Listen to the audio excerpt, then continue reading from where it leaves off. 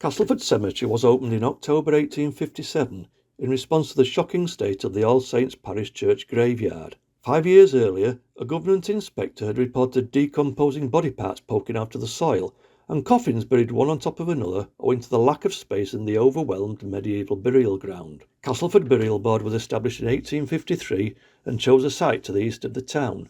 It was provided with a warden's lodge, replaced by the current house in 1885, and 2 chapels, one for Church of England funerals, the other for nonconformist or non-religious services. Subsequently, the cemetery was twice extended to its current size. At the time of its opening, Castleford was at the height of its 19th century industrial and population boom. Most businesses and institutions were owned and run by people from the town, and this is where many of them were buried, beneath impressive monuments in high Victorian style. There were also thousands of poorly paid labourers during the 19th and early 20th century, and very few of these could afford a lasting memorial, merely a pauper's grave with perhaps a wooden cross. However, as economic disparities lessened, more graves of working-class people began to be marked with a permanent stone, and the cemetery became more visibly representative of the town's society. A walk round the cemetery is a fascinating journey through the history of Castleford from the middle of the 19th century and the lives of the people who made it.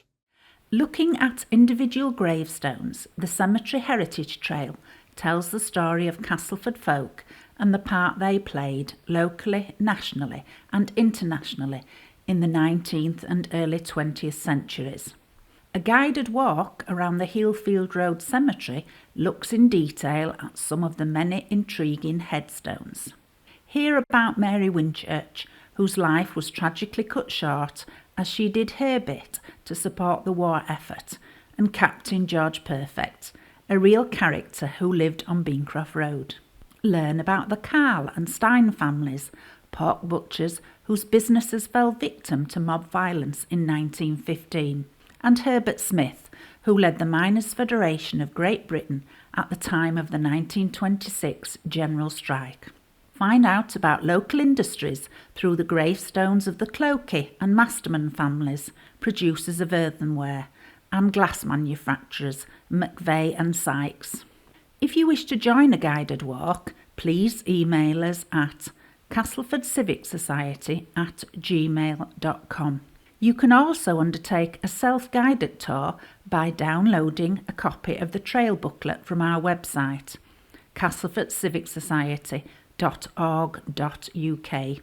Detailed research on each individual is also available on our website and within the local studies section of Castleford Library.